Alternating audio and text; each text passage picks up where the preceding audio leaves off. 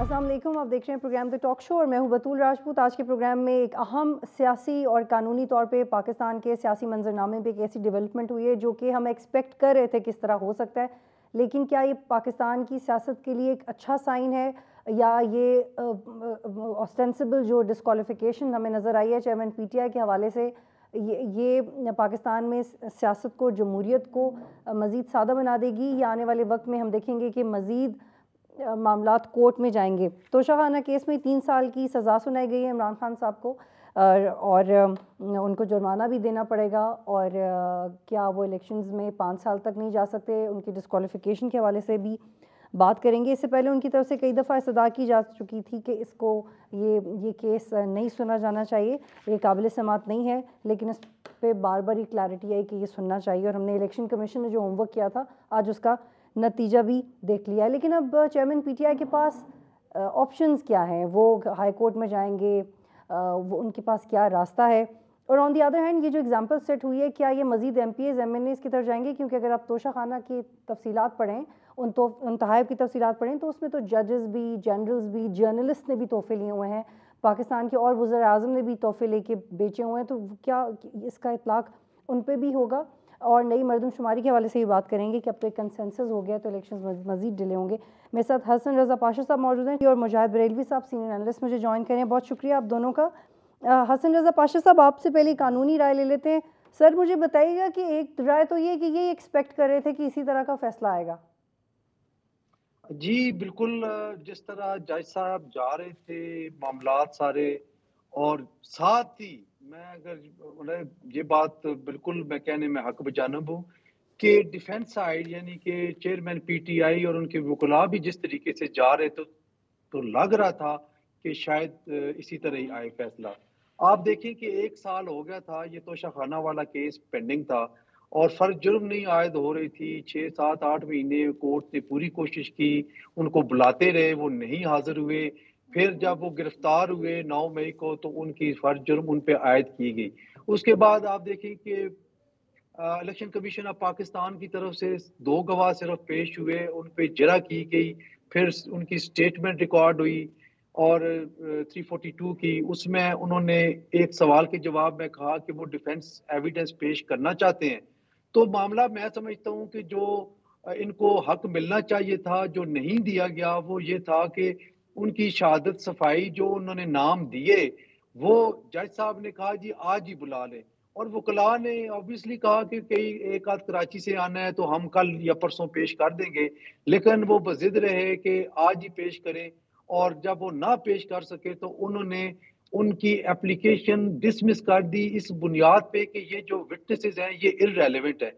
तो मैं समझता हूँ कि ये एक ऐसी उनकी जो डिसीजन है ऐसा जिसको चल जो कि अब मेन अपील जब उसमें जाएगा तो शायद इसी बुनियाद पे ये केस वापस आ जाए, क्योंकि डिफेंस एविडेंस पेश करना मुल्ज़िम का हक है जो कि इनको नहीं दिया गया।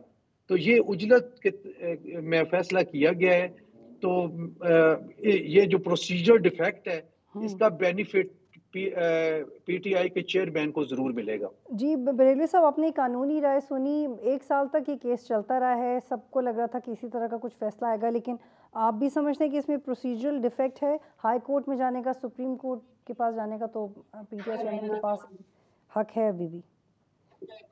एक तो अजीब इत्तेफाक है, आप जो है वो कल रात भी ऐसा हुआ, खुशगवार इत्तेफाक बल्कि, कि मोहतरम पाशा साहब मौजूद थे और मैं आया और बाद में मुझे ख्याल हुआ कि पाशा साहब जो कानून पर और आइन पर, सियासत पर एक अथॉरिटी हैं।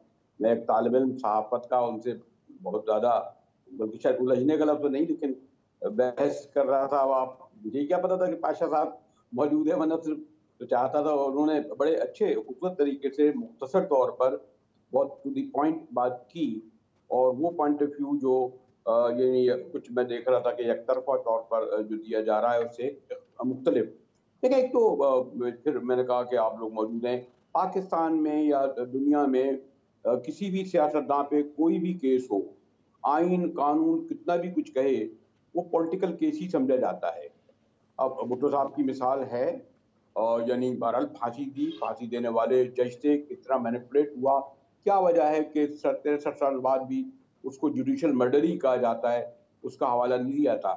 इवन नवाज शरीफ साहब को भी जो सजा दी गई वो समझा जाता है कि उसमें एक खास अब मैं जो लफ्ज इस्तेमाल नहीं करना चाहता, काबिल एहतराम जज है कि तासुब दिलाता था। तो पहली बात तो ये कि कोई किसी भी सियासतदान पे कोई भी केस होगा, चाहे कितना ही साफ आईनी कानूनी उसमें अवामल से गुजरे, वो पॉलिटिकल केस होगा और हम इसको इसी पस मंजर में भी देखते हैं। उससे भी ज़्यादा तो ये है कि बड़े टाइमिंग बड़ी अहम है बतूल, कि देखिए जनाब कोई गालिबन 11:30 पौने 12 बजे एक ये इजलास होता है और आपने सुना पाशा साहब को कि उजलत में वो गवाहान भी डिफेंड करने के लिए पेश किए गए। इस दौरान अभी 15 मिनट नहीं गुजरे थे कि पता चला कि इमरान खान साहब गिरफ्तार भी हो गए।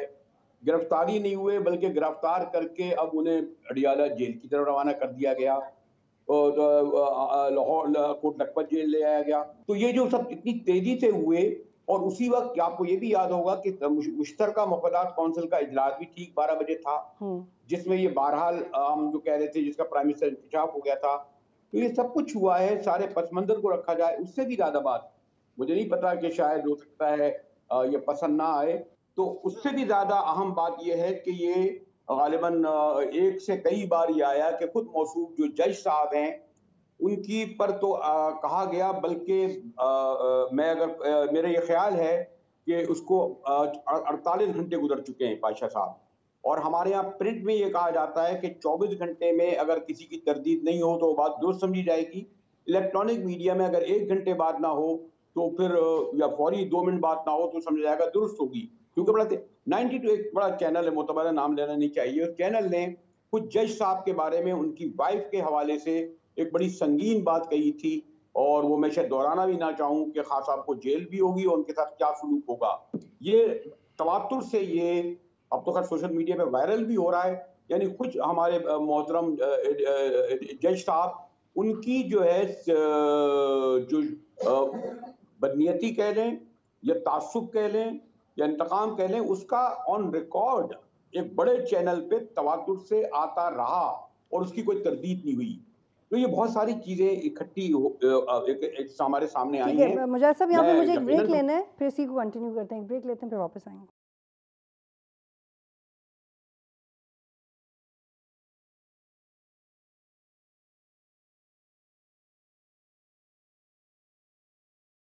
में खुश आमदीद जी हसन रज़ा पाशा साहब। लेकिन मरियम औरंगज़ेब तो कह रही हैं कि ये केस बिल्कुल भी सियासी नहीं है, और इलेक्शन कमीशन और कोर्ट ने अपने फैसले में भी कहा है कि इलेक्शन कमीशन ने वो तमाम इल्ज़ामात साबित किए हैं जो इन पे लगे थे।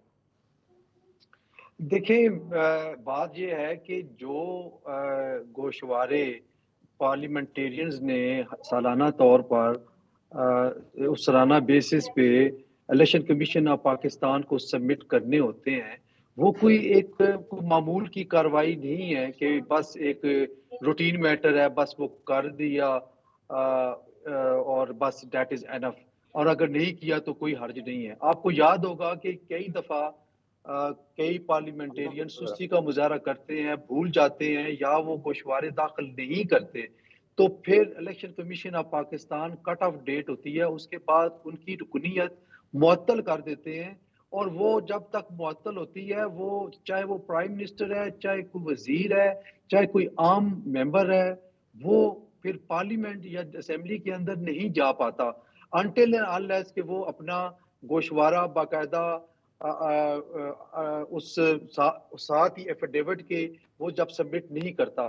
तो देखें, जब कोई भी गोशवारा दाखिल होता है तो उसके साथ बयान हल्फी, जिसको एफिडेविट कहते हैं, वो सबमिट कराना होता है और उसके कॉन्सिक्वेंसेज हैं। अगर आप झूठा एफिडेविट देते हैं तो उसके भी कॉन्सिक्वेंसेज हैं, क्योंकि आप ये सॉल्मली डिक्लेयर कर रहे होते हैं कि मैंने जो कुछ गोशवारे में बयान किया है वो बिल्कुल दुरुस्त है और अपने इल्म और यकीन के मुताबिक, और हल्फन बयान होता है ये। तो इसमें ये हुआ कि जो डेफिशिएंसी पीटीआई के चेयरमैन साहब की तरफ से थी वो ये थी कि उन्होंने जो गोशवारा दाखिल किया उस साथ ही बयान हल्फी भी उसके एनेक्स था, उसमें उन्होंने इस अमाउंट को डिक्लेयर नहीं किया कि ये पैसे कहाँ से आए थे जिससे मैंने तोशा खाना से घड़ी खरीदी है। आप अभी आप जब इब्तदाई में जो फरमा रही थी कि और भी प्राइम मिनिस्टर मिनिस्टर्स और लोग रहे हैं जिन्होंने तोशा खाना से चीजें ली हैं और फिर फरोख्त कर दी हैं, थोड़ी सी मैं आपको क्लैरिटी के साथ बात करूं कि ये वो केस नहीं है कि तोशा खाना से इन्होंने परचेज किया और इन्होंने फिर आगे सेल कर दिया। ये कोई नहीं है। असल जो इनके खिलाफ केस है, जो 174 सेक्शन के तहत जो कार्रवाई की गई है, वो ये की गई है कि आपने तोशा खाना से जो घड़ी खरीदी है और 2 या 2.5 करोड़ रुपया जो आपने जमा कराया उसको डिक्लेयर नहीं किया अपने उन गोशवारों में, जो कि आपने एफिडेविट के तहत इलेक्शन कमीशन ऑफ पाकिस्तान को सबमिट की है। तो ये एक तरह से कंसीलमेंट बन गई और वो सेक्शन 174 की वायलेशन थी, जो तो इसलिए उनके उनके खिलाफ ये जो है ट्रायल किया लेकिन गया। पाशा साहब ये तो बताइएगा फिर मुझे बरेलवी साहब की तरफ जाना है कि अब इनके पास ऑप्शन क्या है, सियासी तौर पे क्या ऑप्शन है? क्योंकि जो एक और हमारी माहिर कानून है, मैं उनको सुन रही थी तो उन्होंने कहा जो नवाज शरीफ साहब के केसेस थे वो शुरू हाई कोर्ट्स में होते तो उनके पास मार्जिन भी कम था रिलीफ का, लेकिन ये इनके केसेस लोअर कोर्ट से डेवलप होकर ऊपर जा रहे हैं तो इनके पास मार्जिन है रिलीफ का। इलेक्शंस नहीं लड़ पाएंगे लेकिन किसी और तरह का रिलीफ मिल सकता है। ये एडिशनल सेशन जज साहब की कोर्ट है और इसकी जो एपेलेट अथॉरिटी है वो हाई कोर्ट है। तो लामहला तौर पे ये अपील फाइल करेंगे बिफोर इस्लामाबाद हाई कोर्ट और उसके जब अपील फाइल होती है तो उसके साथ सेक्शन 426 सीआरपीसी की एक एप्लीकेशन होती है जिसमें ये प्रेयर होती है कि ये जो सजा हुई है ये इसको सस्पेंड किया जाए till final decision of appeal. तो उस पे कोर्ट नोटिस इशू करती है और फिर हेयरिंग के बाद अगर ये समझती है कि ये सजा सस्पेंड होने वाली है तो वो सस्पेंड हो जाती है। वैसे 3 साल या 3 साल से कम जो सजा होती है उसको उस सजा को मेजर सेंटेंस नहीं कंसिडर किया जाता, तो ये अमूमन इनमें बेल अलाउ कर दी जाती है। बरेलवी साहब आपको क्या लगता है, आपने तो अपनी आंखों के सामने बड़े बड़े सियासी तारीख को विटनेस किया है और डिस्क्वालिफिकेशंस भी देखी हैं, आपको लगता है कि ये डिस्क्वालिफिकेशन इस तरह से रिवर्स होगी कि जेल में नहीं उस तरह से वक्त गुजार पाएंगे इमरान खान साहब जैसे लग रहा है, या रिलीफ मिल जाएगा उन्हें? देखिए मैं आपसे फिर ये कहूँगा जो कानूनी पहलू पे जो गुफ्तगू कर रहे हैं वो मुनासिब है, लेकिन मैंने आपको बताया ना कि उसकी टाइमिंग यानी इस वक्त यानी जो केस का फैसला उस वक्त हुआ और ये सब ये कह रहे थे कि जब तक मियाँ साहब वापस नहीं आएंगे और वज़ीर दाखिला एक से कई बार कह चुके थे कि जब तक इमरान चेयरमैन तहरीक इंसाफ को सजा नहीं होगी उस वक्त तक इलेक्शन नहीं होंगे। अब दोनों मुझे लगता है रास्ते साफ हो गए, क्योंकि मर्दमशुमारी का मतलब है आज वाज़ेह तौर पर कह दिया गया कि 4 माह लगेंगे हल्का बंदियों में। जब हल्का बंदियां 4 माह में मुकम्मल हो जाएंगी तो उसके बाद इलेक्शन कमीशन 2 माह लेगा उसके इलेक्शन प्रोसेस में, 6 माह यूं चले गए। उससे भी ज्यादा अहम बात यह है, और पाशा साहब जरा मेरी मालूमात में आगाही करें कि इसमें जो 2 चीफ मिनिस्टर बैठे हैं पंजाब के और केपी के, वो निगरां थे, केयर टेकर थे। 2 चीफ मिनिस्टर सिंध और बलूचिस्तान के 12 इलेक्टेड थे। मुश्तरका मफादात की काउंसिल में ऐसे फैसले कराने के लिए क्या जिनका खुद जो मई में उनका मुद्दत पूरी हो चुकी थी और ये कहा गया कि इलीगल ये दोनों बैठे हैं, ये क्या चेयरमैन सेनेट पीपल्स पार्टी के लॉयर रजा रब्बानी साहब का ये कहना है, खुद कहना है कि ना सिर्फ ये कि मुश्तरका मफादात की काउंसिल में बैठ नहीं सकते और अगर बैठ भी गए तो इस तरह के फैसलों में शिरकत करने का उन्हें मजाज नहीं होगा जो फैसले किए गए। तो ये चीजें बिल्कुल सादा साफ नहीं है। यानी लोगों को, वही मैं कल भी कह रहा था कि जी बेवकूफ समझना और जो इस वक्त मैं नहीं कहूंगा कि पता नहीं हम कितनी बात कह सकें कितनी ना करें, लेकिन इस तरीके से गिमिक के करके एक चालाकी से एक अपने तौर पर बड़ी जहानत और फितानत से आपने जो मैनिपुलेट किया है कि क्योंकि ओवरऑल इस वक्त एक सन्नाटा खामोशी की फिजा है कि हम जो चाहे कर लेंगे। तारीख बहुत शफाफ होती है और वो उसने बार बार दोहराया है पाकिस्तान में, और उसका सबसे ज्यादा विक्टिम वही लोग होते हैं जो इस तरह के गलत तारीखी फैसले करते हैं। ठीक है, यहाँ तो पे ये अगर समझ रहे हैं कि इन्होंने एक गेम प्लान करके जो कुछ सामने ला रहे हैं और जो हमें दिखा रहे हैं, सॉरी टू से वो इस तरीके से स्टेप बाय स्टेप नहीं हो सकेगा। ठीक है पाशा साहब, ये जो 35 सफ़ों का फैसला है, आपको लगता है कि आने वाले वक्त में मजीद MPAs MNAs इसकी जद में आएंगे? देखिए ये फर्स्ट इंस्टेंस का केस है, मतलब ये है कि ये इससे पहले इस किस्म का केस किसी भी पाकिस्तानी अदालत में ज़ेर समाअत नहीं रहा। पहले देखा गया है कि तोशाखाना के से तोहफे तहाइफ इंतहाई माइनर पेमेंट करके लिए गए और उनका इस्तेमाल किया गया, ज़ाती इस्तेमाल में लाया गया। बल्कि एक और चीज़ इसमें बड़ी अहम है कि चेयरमैन पीटीआई ने अपने दौरे हुकूमत में और ये घड़ी वसूल करने से पहले जो 20% पेमेंट वाला जो शेड्यूल था उसको चेंज करके 50% जो है अमाउंट वो डिपॉजिट कराने का, यानी जो तोशाखाना में जो आइटम है जो उनको पसंद आ गया और वो लेना चाहते हैं तो उसकी जो मालियत होगी उसके 50% जो पेमेंट है वो करके वो वसूल पाएंगे। और हैरानगी की बात यह है कि उन्होंने खुद कानून को चेंज किया, 20 से 50% लेकर आए, लेकिन जो इस घड़ी की जो पेमेंट की वो 50 के बजाय 20% कर दी। यानी खुद ही उसको अपने अपने बनाए गए कानून को वायलेट किया। और फिर मैं फिर at the cost of repetition कहूंगा कि इनका लेना या अभी बेचना वो कोई इतनी बात नहीं है। ठीक है, यहाँ पे एक ब्रेक लेते हैं, फिर वापस आएंगे।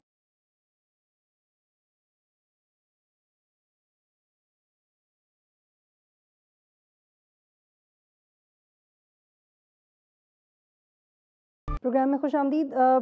मजाद बरेलवी साहब, नई मरदमशुमारी पे हमने कब कंसेंसस देख लिया है सीसी का, और वो अपना बाकायदा प्रोसेस पूरा करेंगे और दिखाई यही दे रहा है कि इलेक्शंस एक फ्लेक्सिबल टाइम लेंगे और उसके बाद इलेक्शंस होंगे। लेकिन is this the right thing to do? ये होना चाहिए? और बाद में पॉलिटिकल पार्टीज़ का अपना अपना, आपने कराची में देखा जमात इस्लामी की रिजर्वेशंस थी, बलूचिस्तान में रिजर्वेशंस थी, तो सेंसस के बाद फिर डिलिमिटेशन, ये सब क्या इतना ही पॉलिटिकल स्मूथनेस होगी इसमें, इतनी हमांगी होगी, कोई मसला ही नहीं होगा, अब एक ही टाइम फ्रेम में सब कुछ हो जाएगा और बहुत आराम से इलेक्शंस हो जाएंगे? एक तो बात ये लगती है कि गालिबन तमाम कोई भी पॉलिटिकल पार्टी तैयार नहीं थी ना है बज़ाहिर वो कुछ भी कहें कोई इलेक्शन आने वाले इलेक्शन को फेस कर सके। हुकूमत में इत्तेहादी पार्टियों को पता था कि जी महंगाई कितनी शिद्दत से है, ये अवाम के बाद किस तरह जाएंगे। खुद with in the political party जो इस वक्त इंटरनल चल रहा है, एक लाइन लेकिन फिर इजाफा कर दूं, वो तृष्णा रह जाएगी। ये जो आप आइन और कानून की मेरे मोहतरम पाशा साहब बात कर रहे हैं, आनी ऑफिशियल सीक्रेट एक्ट जो 1 सदी पहले अंग्रेजों ने पास किया था, आज आप उस 100 साल पहले बिल को लेकर आपने उसमें तरमीम की है। यानी वो जो 73 का मुकम्मल आइन कहते हैं और पति 56 का आइन और अभी जो जितनी भी तरामीम और इतने 1 सदी बाद, यानी आपके ये जो आइन का कानून का हाल है कि आप 1 सदी के आइन तरीम के जरिए लोगों से उनका हक रायदही लेना चाह रहे हैं और वो भी सेनेट और असेंबली के जरिए। और दिलचस्प बात यह है कि पेश करने वाला भी उसी पार्टी का, इख्तलाफ करने वाला भी उसी पार्टी का। और फिर मैं क्या क्या आपको गवाऊं, भुट्टो साहब केस का ट्रिब्यूनल बना हैदराबाद का, 4 साल बलोच पख्तून जेलों में रहे, क्या हुआ ट्रिब्यूनल का? तो एक तो ये आईनी कानूनी हवाले जो है ना, जैसे मैं आपसे कह रहा था मिस बतूल, इसको इससे बजाय जब मैं ये ज्यादा बहुत ही एहतराम के साथ ये तमाम सियासी मसाइल हैं, इसके पीछे सियासी महरक़ात हैं, इसके पीछे प्रेशर हैं। और पहले तो हम खैर और बाहर के लोगों के भी नाम ले लिया करते थे, वाशिंगटन वगैरह का, वो का छोड़िए। लेकिन देखिए मैंने आपसे कहा 9 मई का वाक़या हो, आज 90 दिन तो हो गए हैं ना। आपकी 37 बहनें लेकिन बरेलवी साहब ये बताइएगा कि हुकूमत को एहसास पहले क्यों नहीं हुआ कि कोई ट्रिब्यूनल बना? जी जी ठीक है, मुझे ये बताइएगा कि हुकूमत को एहसास पहले क्यों नहीं हुआ, अगर ये इतनी तैयारी के साथ चल रहे थे कि नई मरदमशुमारी पे काम करें और नई मरदमशुमारी का एक बाकायदा बजट मुख्तस किया गया रिजर्वेशन थी पार्टी की, लेकिन ये यकदम इनको एहसास हुआ है, इनकी इसके ऊपर तैयारी भी है? बतूल यानी आप गौर कीजिए ना, इन्हें आए हुए 1.25 साल हो गए हैं। ये 3 माह पहले भी कह सकते थे ना, जब कई मरदमशुमारी के जो डिजिटल मरदमशुमारी जो एक मुकम्मल जिसे कहते हैं, सिर्फ 1 हफ्ते पहले एक सरसरी सा बयान आता है प्राइम मिनिस्टर साहब का, बल्कि एक इंटरव्यू देते हैं और उस बयान के बाद ये जो सीसी का इजलास, और उसमें फिर मैंने कहा कि टाइमिंग उसी दिन जिस दिन इस केस का फैसला आने वाला है। तो मैंने कहा क्या लोगों को समझते हैं कि ये फूल पैराडाइज में रहते हैं, ये खुद फूल पैराडाइज में रहते हैं, या तो ये समझा जाएगा। और फिर आपने मैंने कहा ना, एक तरफा कलम 6 महीने जो है इलेक्शन आगे बढ़ा दिए। 6 महीने तो फिलहाल बड़े। अब इसमें हमें सबसे बड़ा मसला ये आएगा, जो निगरां सेटअप बन रहा है वो कितना गैर जानिबदार होगा? क्या वाकई वो इंडिपेंडेंट गैर सियासी होगा, जिस पे अब शक लगता है? ये निगरां सेटअप एक बहुत बड़ा सवालिया निशान बनेगा, क्योंकि उसे 6 महीने नहीं 9 महीने भी हो सकता है लगे, कम से कम। मिस सामा बतूल, जी आप ये जी मेरी बात अभी हवाले के लिए नोट कर लीजिए। जी जी पाशा साहब, 2 सूबों में निगरां सेटअप है। नेशनल असेंबली निगरां सेटअप की तैयारी कर रही है और नई मरदमशुमारी के तहत इलेक्शंस की बात कर रहे हैं। इसमें आपको भी वाज़े पॉलिटिकल इंटरेस्ट नज़र आ रहा है, क्योंकि ये तो वैसे ही अगर इसका प्रोसीजर भी फॉलो करें तो technically doesn't look transparent at all. देखिए, जब मरदमशुमारी की बेसिस पे मामलात को आगे चलाना है तो डिलिमिटेशन होनी है। तो ये कोई आप 3 या 4 महीने की जो बात कर रहे हैं, मैं शायद अगर गिनती करूं तो ये इससे भी ज्यादा चला जाए। और उसकी रीजन ये है कि तकरीबन मोर देन 50% जो हल्के चेंज होंगे, उनका कोई जो मुतासरा फरीक है वो जरूर कोर्ट्स में जाएगा और उसको चैलेंज करेगा पहले इलेक्शन कमीशन ऑफ पाकिस्तान के रूप में कि ये हल्का बंदी ठीक नहीं हुई, ये डिलिमिटेशन दुरुस्त नहीं है। फिर उसके खिलाफ जो भी मुतासरा फरीक होगा उसको अपील का हक हासिल है, वो हाई कोर्ट में चला जाएगा और लेटर ऑन फिर सुप्रीम कोर्ट ऑफ पाकिस्तान में। तो ये जो अदालती काम निज़ाम शुरू हो जाएगा और अदालती काम शुरू हो जाएगा, तो फिर मेरा ख्याल है कि ये उस लिगर ऑन मजीद हो सकता है और ये कोई 3 या 4 महीने में ये खत्म होने वाला मामला नहीं है। ये इसको जो है वो आगे तक लंबा चलने का फिर सूरत हाल मुझे नजर आ रही है। और आप ये भी समझते हैं, क्योंकि लग तो रहा है कि मरदमशुमारी के बाद भी डिलिमिटेशन से पहले भी मामलात कोर्ट में जा सकते हैं? जी बिल्कुल, कोर्ट्स में मामलात अल्टीमेटली कोर्ट्स में ही जाने हैं। और ये इन इलेक्शंस के हवाले से जिस तरह के पहले पंजाब असेंबली और केपी असेंबली के मामलात कोर्ट्स में गए हैं, तो ये मामलात भी मुझे लग रहा है कि ये भी कोर्ट्स में जरूर जाएंगे और कोर्ट्स में ये उसके बाद ही मामलात भी आगे चलेंगे। और मुजाहिद बरेलवी साहब, माज़रत के साथ कोर्ट्स की जो परफॉर्मेंस है वो तो हम देख ही चुके हैं, चाहे 63A का मामला हो, उसमें जो कन्फ्यूजन है, पंजाब का री इलेक्शन, फिर मुनर्रफ अराकीन के हवाले से पॉलिटिक्स, तो आपको लगता है कि हमारे और उसमें क्लैरिटी होगी और ऐसा इंसाफ होगा कि वो जो प्रोसेस है, पॉलिटिकल प्रोसेस, वो चलता रहेगा? लेकिन या ये वाकई ये भी एक अनप्रेसिडेंटेड होगा कि नई मरदमशुमारी, फिर नया एक मसला और फिर नया कोर्ट में मामला? किसी भी हवाले से हुकूमत की स्ट्रैटेजी क्लियर नज़र नहीं आती। मईशत भी अब दूसरे इदारे संभाल रहे हैं, इनकी अपनी क्या तैयारी है? हम बात आप ये देखिए ना कि अभी जो हालिया महीनों में आपने देखा, आप हुकूमत की नीयत और उसकी जो सिंसियरिटी देखें या जो फेयरनेस देखें कि यानी 2 दिन में 53 बिल पास हुए हैं। यानी चीख उठे उनके इत्तेहादी के उन्हें, यानी आप कहाँ जाएंगे? हम जो बात कर रहे हैं तबसरे की हद तक अच्छा है, शायद जैसे किताबों में तब से लिखे जाते थे। भाई सबने कहा कि कौमी असेंबली में जो बिल पास होता है वो सेनेट में आता है, आपने डायरेक्ट सेनेट में भेज दिया, वो भी इतवार के दिन छुट्टी के दिन भेज दिया। उसके बाद लोग चीखते रहे, वो बिल कौमी असेंबली तो सब पास करती ही रही। आप कोर्ट की बात कर रहे हैं, उन्होंने क्या कर लिया? जब 9 मई जब इलेक्शन नहीं हुए पंजाब के और केपी के, 2 दिन पहले तक इलेक्शन कमीशन ये कह रहा था कि जनाब हम इलेक्शन कराने जा रहे हैं, लेकिन हमें खजाना वाले 1 करोड़ रुपए नहीं दे रहे, सिक्योरिटी रेंजर वाले सिक्योरिटी नहीं दे रहे, एजुकेशन वाले टीचर नहीं दे रहे। इतना तो बेबस कमजोर आपका इलेक्शन कमीशन है जो ये नहीं कर सका। तो आप ये समझती हैं हम इतने बेवकूफ है कि हम नहीं समझे कि इलेक्शन कमीशन ने किसने कहा था कि आपको ये तमाम तौजीह बयान करनी है, किसके वो तर्जुमानी कर रहे थे? लेकिन उस वक्त तो इलेक्शन कमीशन गवर्नर के हवाले से रद्द-ए-अमल देख रहे हैं। गवर्नर इलेक्शन कमीशन तय करेगा ना डेट का। जी जी जी। यानी हालांकि इलेक्शन कमीशन को हम समझते हैं वो इंडिपेंडेंट होता है, ना पार्लियामेंट को जवाबदेह होता है ना सुप्रीम कोर्ट को होता है। और यहाँ ये भी अब एक बार इब्हाम हो गई कि अब सुप्रीम कोर्ट की जो बालादस्ती है वो तो आपने देखी थी कि उनके कहने के बावजूद 12 इलेक्शन नहीं हुए, पहले भी नहीं हुए और आइंदा भी नहीं होंगे। तो हमें जरा पाशा साहब ये बता दें कि बालादस्त आइन कॉन्वेंसर कौन है? पार्लियामेंट है, सुप्रीम कोर्ट है, इलेक्शन कितना इंडिपेंडेंट है? लेकिन बरेलवी साहब, ये सेंसस और डिलिमिटेशन का मामला बहुत सेंसिटिव है। इसमें तो सियासी तौर पे हमआंगी और फिर मान जाना अपने अपने वोटर्स का और हल्का बंदियों का, इट सीम्स रियली डिफिकल्ट कि ये स्मूथली हो जाएगा आने वाले वक्त। जी पाशा साहब, तो फिर एनी हाउ आपको लगता है कि इलेक्शंस डिले की तरफ ही जाएंगे? बिल्कुल। और कितना मार्जिन ले सकती है केयर टेकर गवर्नमेंट इसका? ये जो सेंसस वाला मामला है, इसकी इम्प्लीकेशन अगर होगी तो वो डिले की तरफ ही मामला जाएंगे, क्योंकि मैंने पहले अर्ज किया कि मामला कोर्ट से भी जाएंगे, कैसे चैलेंज भी होंगे, इलेक्शन कमीशन ऑफ पाकिस्तान को भी बहुत कुछ दिन रात काम करना पड़ेगा, तब जाके ये मामला जो है होगा। और ये एक और आपकी इतला के लिए मैं अर्ज करूं कि ये कोई आज नहीं बात हुई। आपको याद होगा कि जब पंजाब असेंबली और केपी असेंबली के केसेस चल रहे थे तो उसमें डिले करने की जो एक ग्राउंड थी वो ये भी थी कि सेंसस हो रहा है और ये उसके बाद ही मुमकिन हो सकेगा। तो मेरा ख्याल है ये कोई नई बात नहीं है, ये उस वक्त से चल रही है। जब 14 मई की अनाउंसमेंट हुई थी उससे पहले भी हुकूमती वकील ने, अटॉर्नी जनरल ने ये बात की थी कि डीलिमिटेशन होगी और सेंसस अभी होना है।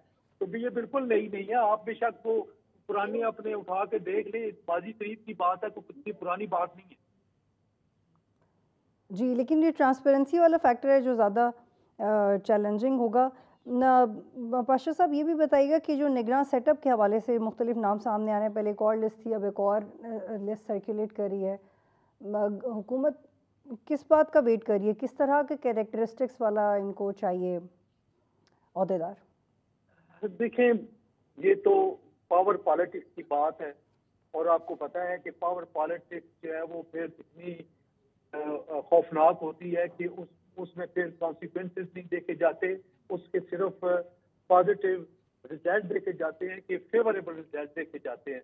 तो जाहिर है कोशिश होती है हर एक की, बदकिस्मती कहें या क्या कहें, कि पीटीआई के चेयरमैन ने बहुत ही गैर सियासी फैसले किए और उनका जो दो ऐसे फैसले हैं जिनमें एक तो उन्होंने कौमी असेंबली से इस्तीफा दे दिया और दूसरा जो दो असेंबली जो थी जहां हुकूमत थी, और जब उन्होंने वापस जाने की कोशिश की तो इन्होंने इनको स्पेस नहीं दी। बरेलवी साहब, जी बरेलवी साहब, आपके मुताबिक किसको होना चाहिए निगरान वज़ीर आज़म? खाकान अब्बासी, ही साउंड्स प्रोफेशनल, और आपको लगता है कि वो सब को साथ लेके चले जाएंगे? उनको एक्सपीरियंस भी है पहले।